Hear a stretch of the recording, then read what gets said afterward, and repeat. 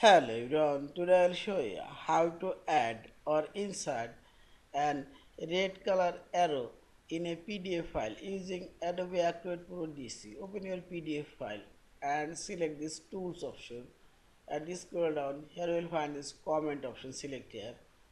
Now click this drawing tool option and here you will find these arrows and simply drag your mouse and draw your arrow.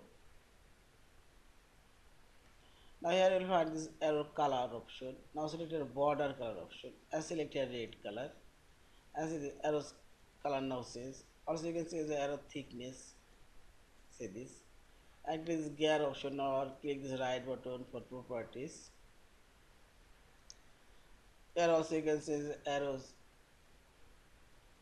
color here and so on. And this is red color.